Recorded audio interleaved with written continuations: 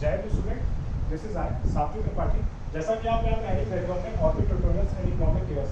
अब आप ये सोचोगे इकोनॉमिक्स तो पढ़ रहे हैं, ठीक है, ये मेरा पहला लेक्चर है आपके साथ, तो यहाँ पे जो इकोनॉमिक्स होना चाहिए। Why I wrote down years because economy एक ऐसी चीज़ है कि अगर आप उसकी केयर करेंगे तो ये डेफिनेटली आपको लाइफ टाइम आपकी केयर करेगी। एक मैं बहुत ही फेमस कोट है जिसको मैं कोट करना चाहूँगा अपने लेक्चर को शुरू करने से पहले, हमारे फादर ऑफ द नेशन का, the Penney you earn today the Penney you save tomorrow, Penney you save tomorrow.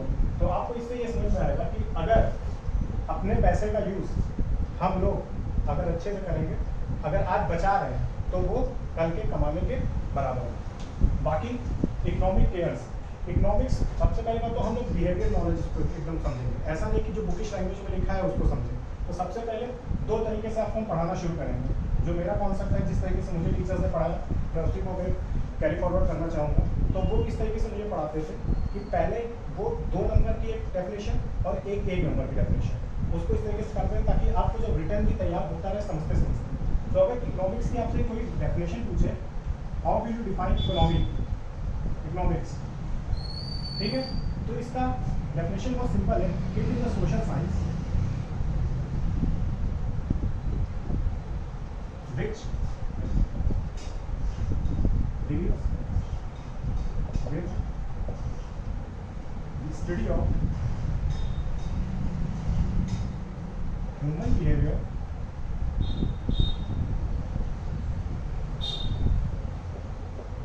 in the process of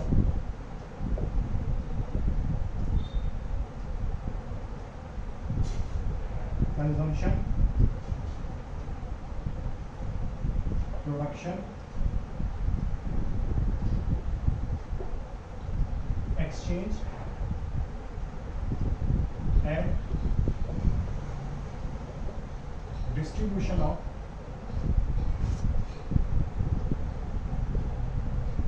services with the given resources। आपको मैं आगे चल के क्लास में 2 से 3 डेफिनेशन दिखाऊंगा, ठीक है, वर्ड फॉर पॉइंट। और यही 2 से 3 डेफिनेशन ये जान लीजिए, चाहे सीबीएसई बोर्ड हो चाहे एसएससी बोर्ड हो, एक्सेप्टेबल होती है। इसके बाद आप कुछ भी लिखोगे, आप इसकी मान लीजिए मीनिंग समझ के आप कुछ भी मैनिपुलेट करके कुछ भी लिख दो, आपको जो समझ में आया आपने उसकी रख ली, तो वो चीज़ टीचर के ऊपर भी डिपेंड करेगा कि वो आपको नंबर दे रहा है कि नहीं दे रहा है। इसको आपको इसी लैंग्वेज में समझना है, इन्हीं वर्ड्स में समझना है। अब देखिए मैंने क्या लिखा है, इट इज सोशल साइंस। ये क्या है हमारा सोशल साइंस है, deal with the study of human behaviour. इसके बारे में ह्यूमन बिहेवियर, ह्यूमन के आचरण, बिहेवियर को क्या बोलेंगे हिंदी में, आचरण के बारे में करती है। किस कौन कौन से प्रोसेस में तो हम क्या कंज्यूम कर रहे हैं या फिर क्या प्रोड्यूस कर रहे हैं, या फिर हमारे पास कौन जो भी सर्विसेज है उनको कैसे एक्सचेंज कर रहे हैं और डिस्ट्रीब्यूट कर रहे हैं with the given resources. Given resources का मतलब क्या होता है, सबसे इंपॉर्टेंट यही चीज़ है इकोनॉमिक्स में। हम लोग जो इकोनॉमिक्स पढ़ते हैं, इकोनॉमिक्स क्योंकि हमारे पास क्या है, लिमिटेड रिसोर्सेज है, या फिर इसके साथ एक वर्ड यूज होता है स्कैर्सिटी। हर चीज़ की क्या है, स्कैर्सिटी है। स्कैर्सिटी ना हो तो हम लोग इकोनॉमिक्स पढ़ेंगे ही नहीं। हर चीज़ की एक कमी है, उन्हीं कमी को किस तरीके से उस कमी के साथ हमें जीना है, इसी वजह से इकोनॉमिक्स पढ़ते हैं, ठीक है। अब इकोनॉमिक्स कितने टाइप्स की होती है, 2 टाइप्स की होती है। एक क्या होती है माइक्रो इकोनॉमिक्स, दूसरी होती है मैक्रो, MACRO इकोनॉमिक्स। जल्दी से समझ लेते हैं। ये जानिए आपके क्लास 11 में मैक्रो इकोनॉमिक्स के 2 चैप्टर हैं, ठीक है। जब से 2018 से कोर्स आपका चेंज हुआ है और इसमें आपके करीब 6 अराउंड 6 चैप्टर्स हैं। तो चलिए देखते हैं। ये सबसे पहले माइक्रो, जो हमेशा हम लोग पढ़ते आ रहे, कोई भी वर्ड पढ़ते हैं, चाहे बायो हो चाहे फिजिक्स हो केमिस्ट्री हो, या जो हर वर्ड क्या कहाँ से आता है, ग्रीक वर्ड होता है, ठीक है, या लैटिन वर्ड होता है। ये इसका लैटिन वर्ड क्या है, माइक्रा। माइक्रो का मतलब क्या होता है, स्मॉल। और ये कहाँ से आया है, ये है मैक्रो। मैक्रो का मतलब क्या, लार्ज या फिर क्या, एंड एग्रीगेट, ठीक है। इसमें हम लोग क्या बात करते हैं, ये तो फर्स्ट पॉइंट आपको हो गया, डिफरेंशिएशन आपके में आता है, आपको याद होना चाहिए, ठीक है। ये किसकी बात करते हैं, डील्स विद द आउटपुट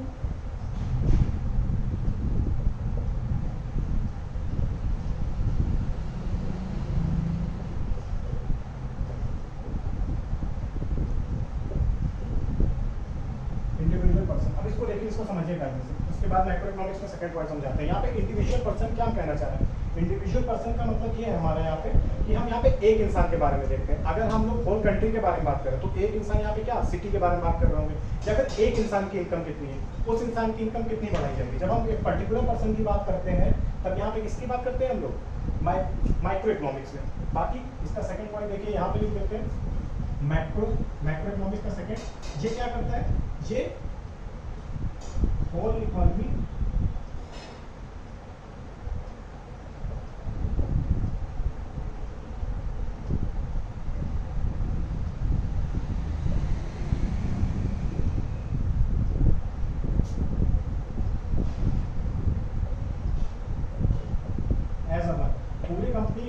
पूरी जो कंट्री की इकोनॉमी को क्या करता है, एज अ वन कंसीडर करता है। बाकी थर्ड पॉइंट इसका देखिए, इसका थर्ड पॉइंट हमारा होगा यहाँ पे एक इंडिविजुअल में कितनी डिमांड है, किसी पर्टिकुलर प्रोडक्ट की कितनी डिमांड है, एक इंसान की क्या डिमांड है, एक इंसान कितनी सप्लाई कर पा रहा है, उसको कितनी सप्लाई मिल पा रही है।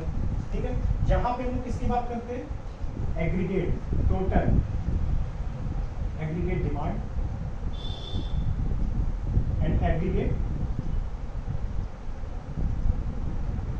सप्लाई।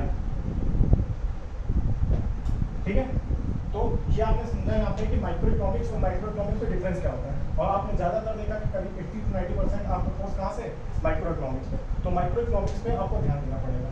अब अगर इकोनॉमिक्स है, हर चैप्टर क्यों पढ़ते हैं हम लोग, हर सब्जेक्ट क्यों पढ़ते हैं, किसी ना किसी इसमें चीज़ क्या होती है, कॉम्प्लिकेट करने वाली चीज़ें होती है। तो सेंट्रल प्रॉब्लम ऑफ इकोनॉमिक्स आपकी जो बुक में सेकेंड पॉइंट होगा वो होगा सेंट्रल प्रॉब्लम ऑफ इकोनॉमी। अब ये क्या चीज़ होती है, कोई भी चीज़ मैंने आपको सबसे पहले बताया, जो रिसोर्सेज हैं वो क्या है हमारे, लिमिटेड। ठीक है, बट हम लोगों की जो नीड्स हैं या हमारे वांट्स है वो क्या है, अनलिमिटेड है। तो हमारी जो नेक्स्ट हेडिंग होगी वो क्या होगी, सेंट्रल प्रॉब्लम ऑफ इकोनॉमी। जिस भी चीज़ में प्रॉब्लम होती है उसका हम सॉल्यूशन ढूंढना शुरू करते हैं। ठीक है, और उन्हीं सॉल्यूशन को पूरे चैप्टर्स पे हम लोग 12 से 13 चैप्टर उन्हीं सॉल्यूशन को ढूंढने के कैसे डिमांड और सप्लाई को कैसे मैनेज करें, ताकि जो भी रिसोर्सेज हमें चाहिए वो हमें हमारे तक मिल पाए। तो पहला क्या होगा हमारा, क्या किस लिए प्रॉब्लम्स होती हैं, 3 तरीके की प्रॉब्लम्स होती हैं जिस वजह से इकोनॉमी में दिक्कतें आती हैं। जैसे कि पहला क्या होगा, अनलिमिटेड वांट्स भी कह सकते हैं, या फिर क्या कह सकते हैं, नीड्स भी कह सकते हैं। स्कार्स रिसोर्सेज, अब यहाँ पे आप लिटरल मीनिंग पे बात कीजिएगा कि स्कार्स का मतलब तो कम करना होता है, नहीं, यहाँ स्कार्स का मतलब है लिमिटेड। याद रखिएगा, लिमिटेड रिसोर्सेज है। ठीक है, अगर आपके पास क्या है पर्टिकुलर रिसोर्सेज, अब यहाँ पे क्या हुआ, इसकी डेफिनेशन कायदे से समझिए। रिसोर्सेज का मतलब यहाँ पे है ऐसे एक रिसोर्स एक पैसा भी हो सकता है, एक रिसोर्स एक लैंड भी हो सकता है, एक रिसोर्स आपका मोबाइल भी हो सकता है। ऐसा रिसोर्स किसको कहेंगे, जो जिसका यूज करके आप इकोनॉमी यानी कि अपना पैसा आप कमा सकते हो। ठीक है, पैसे का यूज करके भी आप पैसा कमा लो तो वो भी आपके लिए रिसोर्स है। लैंड का यूज करके आप अगर पैसा कमा सकते हो तो लैंड आपके लिए एक रिसोर्स है। ठीक है, हॉस्पिटल का यूज करके आप पैसा कमा सकते हो तो हॉस्पिटल भी आपका क्या है, रिसोर्स है, जिससे आप पैसा अपना बना सकते हो, जिससे इकोनॉमी आपके अपनी जो अर्न ऑफ लाइफ होती है, जो लाइफ होती है जी सकते हो, उसको रिसोर्स कहते हैं। Plus alternative uses, alternative uses. अब एक चीज देखिए, लैंड है, हम देखते चले लैंड, अल्टरनेटिव माने तो आप जानते हैं क्या होता है। ठीक है, अल्टरनेटिव लैंड को हम लोग कैसे कैसे यूज कर सकते हैं, हम एक एजुकेशन स्कूल बनाने के लिए भी यूज कर सकते हैं। ठीक, इंडस्ट्री के लिए भी खड़ी कर सकते हैं, हम लैंड को यूज कर सकते हैं, प्लस हॉस्पिटल के लिए भी कर सकते हैं। ठीक, इसी तरीके से पेट्रोल आप ले लीजिए, पेट्रोल क्या है, पेट्रोल की पेट्रोलियम जेली भी बनती है, जाड़े में क्या हो जाती है, उसकी डिमांड बहुत बढ़ जाती है, तो पेट्रोलियम जेली के लिए भी यूज करते हैं, और बाकी एनर्जी के लिए भी हम लोग पेट्रोल का यूज करते हैं। तो एक चीज का जो एक रिसोर्स हम उनके पास है उसके कई सारे यूजेस हैं। तो इस वजह से जो लोगों की डिमांड्स होती हैं, जो लोगों की वांट्स या नीड्स होती हैं, उनको फुलफिल करने के लिए कई सारी प्रॉब्लम्स आती हैं। अब जब प्रॉब्लम आती है तो एक चीज सबसे इंपॉर्टेंट होती है, कोई भी बिजनेस कोई शुरू कर रहा है या फिर वो पैसे कमाना चाहता है तो 3 चीजें उसके सबसे माइंड में आती हैं, what to produce, how to produce, and then for whom to produce।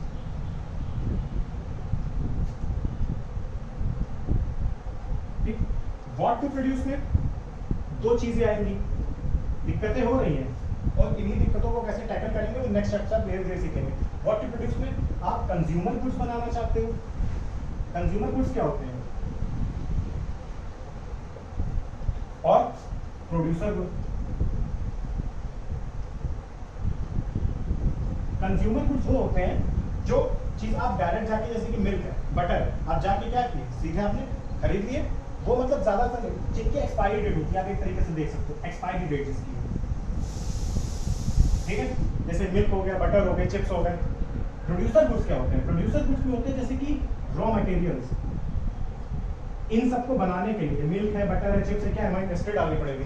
तो आप किस चीज में बिजनेस करना चाहते हो? सीधे बिजनेस यहाँ से करना चाहते हो या बिजनेस यहाँ करना चाहते हो? तो व्हाट टू प्रोड्यूस, क्या प्रोड्यूस करना है, कैसे प्रोड्यूस, क्या प्रोड्यूस करना है, क्यों प्रोड्यूस करना है, आप यहाँ पे आओगे। हाउ टू प्रोड्यूस में ये सबसे इंपॉर्टेंट है। एक होता है LIT, एक होता है CIT। LIT का मतलब होता है लेबर इंटेंसिव टेक्निक, टेक्निक इस तरह आप लिख लोगे, ठीक है। इसी तरीके से C से क्या होता है? Capital, capital intensive technique. अब इन दोनों में क्या डिफरेंस होता है समझिएगा।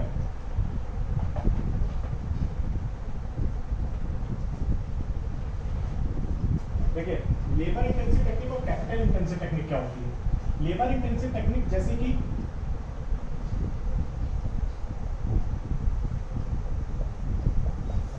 लेबर इंटेंसिव टेक्निक जैसे कि इंडिया में यूज होती है, ठीक है, जहां पे लेबर की कॉस्ट कम होती है। आप जान के मान के चलिए कि जो अमेरिका के लोग हैं वो अच्छे खासे वेल एजुकेटेड हैं, अमेरिका में रिसर्च एंड डेवलपमेंट पे अपने पैसे खर्च किए, ठीक है, तो वहाँ के लोग पढ़े लिखे हैं। अब वो लोग बोरा उठाना नहीं चाहिए है, या फिर वो यहाँ से कोई सब सामान लेके डिलीवरी नहीं करना चाहिए, वो कंप्यूटर पर बैठ के अपने क्या करेंगे, कंप्यूटर से वर्क करना चाहेंगे, जो क्या वर्क फ्रॉम होम करना चाहेंगे, वर्क बाय पॉइंट। तो वहाँ पे क्या होगा, लेबर्स हैं नहीं, तो वहाँ पे क्या होगा, यहाँ पे और यहाँ इंडिया की बात करें, यहाँ पे पढ़े लिखे लोग नहीं है, उनको क्या है, और बहुत ज़्यादा पॉपुलेशन है, तो उनको अर्निंग करनी है। तो जहाँ पे लेबर ज़्यादा हो, ठीक है, इसके कंपैरिजन में कैपिटल के कंपैरिजन, कैपिटल यहाँ पे किसकी बात कर रहे हैं, मनी की बात कर रहे हैं, व्हाट माय पॉइंट। और यहाँ पे क्या है, CIT में इसका एग्जांपल जैसे क्या होगा, डेवलपिंग नेशंस, इसीलिए कहा जाता है R&D में, यानी कि रिसर्च एंड डेवलपमेंट में पैसे खर्च करिए, ताकि हम लोग इसमें कैपिटल इंटेंसिव टेक्निक्स में ज्यादा ध्यान सकें। यहाँ पे किसकी बात करती है, रॉ मटेरियल्स एंड मशीन्स।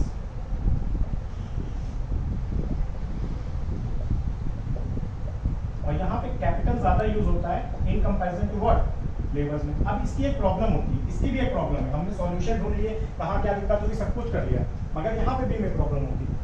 ये चीज पर्टिकुलर चीज एक कंट्री की एम्प्लॉयमेंट रेट भी दिखाता है। अब आप कहेंगे कैसे, एक बात बताइए, अगर इंडिया कैपिटल इंटेंसिव टेक्निक पे धीरे धीरे हो जाएगा तो वो क्या है, पॉपुलेशन तो कम कर रही है, तो यहाँ पे लोग क्या होंगे, तो लोगों की अर्निंग भी बहुत कम हो रही होगी, अर्निंग कम रही होगी तो एम्प्लॉयमेंट रेट भी क्या हो जाएगा।